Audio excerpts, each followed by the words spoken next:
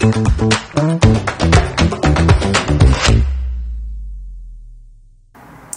alaykum do'stlar. Haftaga darslarimizni davom ettiramiz. Xo'p, bugungi qiladigan ishlarimiz asosiy 2 qavatli uy proyektimizni planini, kolonna, deraza va eshiklarni qo'yib chiqishdan iborat.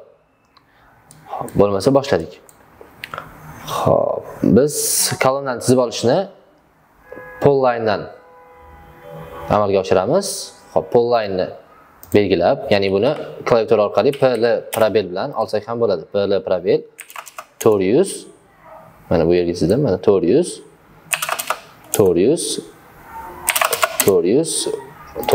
kvadrat chizib, o'rtasidan xuddi shunday line o'tkazganimizdan so'ng escape'ni bosamiz va bu bitta belgilangan umumiy line hisoblanadi, ya'ni qo'shilgan join.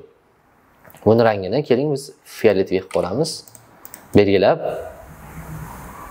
birinchisini M probel, ya'ni move orqali bu yerga qo'yib olamiz. Qolganiga kopiya olamiz.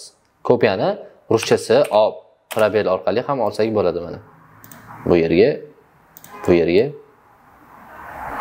va mana bu yerga. Buni belgilab yana kopiya olamiz. Tepaga birinchi razmerimiz 6000 edi. Uni qayerdan olamiz? Mana birinchi kolonnadan ikkinchi kolonnagacha bo'lgan razmer 6000, ikkinchi kolonnadan uchinchi kolonnagacha bo'lgan razmer 5900. Bu yerda ham mana 6000, 3400 va 4000 razmeriga kolonna qo'yilgan. Xuddi shu 4 ta kolonnani belgilab, kopiya olgan holda markazidan ushlab tepaga yo'nalish beramiz va 6000 enter. Keyingisini xo'p 11900.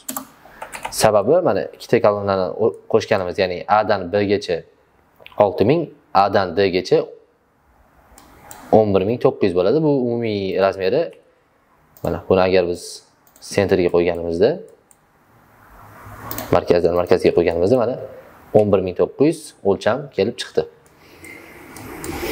Bizda bu o'lchamni, ya'ni kolonnani olib, M probel orqali mana bu yerga qo'yib qo'yamiz. Endilikda qiladigan ishimiz derazalarni razmerini qo'yib chiqish. Razmerlab qo'yib chiqish. Buni biz line orqali bu yerga kolonnaning oldiga line chizib 650 suramiz. 6,5 bo'lib ketdi. Bu yerga 650. O probel derazamizning razmeri 1,5 1300, yana 1,5 1500. O probel 1300 va yana O probel 1500. Bu yerdagi derazaning razmeri ichkari razmerdan, ya'ni ichkari nuqtadan yonga 800, derazaning umumiy uzunligi 2000. Line orqali bu yerga line chizamiz. Bu yerga 800 birinchisini tortib, O probel orqali 2000 ga o'ng tarafga suramiz. Tepadagi derazalarning razmeri ichki devordan 500, 1000 deraza uchun devor razmeri 2600 va yana 1000. Line bu yerga line chizib olamiz va bu yerga 500, O probel 1000, O probel 2600, 2600 va yana O probel 1000 o'lchamda mana razmer qo'yib olamiz. Keyingi razmer, bu yerda deraza chizishdan oldin birinchi xonani 2 ga bo'lib olishimiz kerak. Bu yerdagi xonalar spalnidan, ya'ni yotoqxonadan ichkariga kirish sanuzeli va bu umumiy sanuzel, bu umumiy koridordan kiriladigan sanuzel hisoblanadi. Buni bo'lishni quyidagicha qilamiz. Line orqali bu yerga devor chizamiz. Devor qalinligini 200 qilib olamiz. Kolonnaning markazidan bu yergacha mana line chizib olamiz va qaychi trim bilan olib tashlaymiz. Buni bu line bilan tutashtiramiz. TR probel orqali, ya'ni trim orqali buni kesib tashlaymiz. Xuddi shu xonani biz 2 ga bo'lishimiz kerak. 2 ga bo'lish uchun tepadagi sentrdan emas, chunki bu yerda kolonnaning kichik razmeri bor, ichkariga qo'shilgan. Pastdagi sentrdan, ya'ni pastdagi sentrdan keslashish joyini shu to'g'rilaylik shu. Pastdagi sentrdan tepaga chiqaramiz va bu devorni A probel 60 qilib ikki chetga olamiz. Bu eng ingichka devorimiz 120 lik hisoblanadi, ya'ni yarim g'ish. Xuddi shu tarzda devorni biz, ya'ni xonani ikkiga bo'lib olamiz.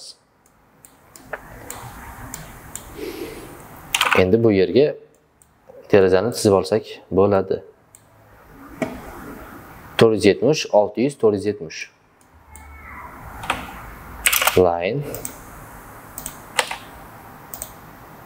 Bu yerga 470, A probel 600 va yana buni o'lchasak mana 470. Buni xonaning uzunligi razmeri 1540. Bu xonamizning ham umumiy razmeri 1540. Demak, bu ham xuddi shunday davom etadi. Pastda biroz xatolik ketgan, ya'ni bu yerda 490 va bu yerda 370 bo'lib qolgan. Buni biz tepada xatoyimizni to'g'rilab ketamiz. Ya'ni line bilan bu yerga line chizib birinchisini 470, A probel 600 qilib xonamizni o'rtasidan mana devor qilib tushirib olamiz. Deraza qilib. Endi derazamizni biz o'tgan gal ko'rsatganimizdek maydalab elementarni ishlamaymiz. A probel 35 qilib uchta linedan tashkil topgan deraza qilib qo'yamiz. Mana hamma derazada derazani markazidan bu markazgacha line chizamiz. A probel 35 qilib ikki chetga kopiya olib qo'yamiz va bu derazalarning rangini och ko'k qilib belgilab olamiz.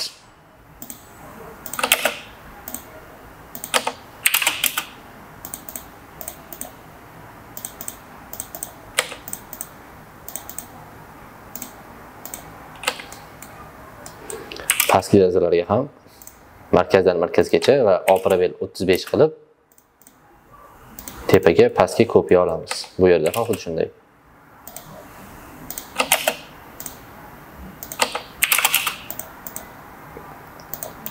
Pastga va tepaga. Pastga va tepaga. Bularning rangini ham och ko'k rang qilib olamiz. Endilikda navbat eshiklarga.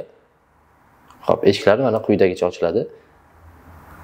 Bu yerda birinchi xonamiz zal, ikkinchi xonamiz mana yotoqxona, uchinchi xona oshxona, to'rtinchi xona yotoqxonaning, ya'ni katta yotoqxonaning sanuzeli, beshinchi xona umumiy sanuzel, oltinchi xona koridorga yo'lakka berilgan. Biz bularning eshiklarini oshxona va zalning eshigini markazdan qilamiz, o'rtasidan yotoqxona va qolgan eshiklarni devordan 200 razmer, ya'ni 20 sm qochirgan holda qo'yib chiqamiz. Line. Buning markazi mana shu yerda. Zalning eshigi 1400 bo'ladi va 700 dan ikki chetga olamiz.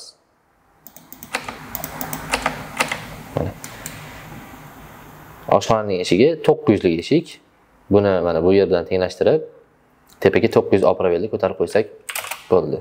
Bu yerdan mana yordam chiziq olib kelib, A probel 900 qilib tepaga ko'tarib olamiz va trim orqali hammasini kesib chiqamiz. Bu yerda hammani devordan line chizib, tepaga 200 ko'taramiz.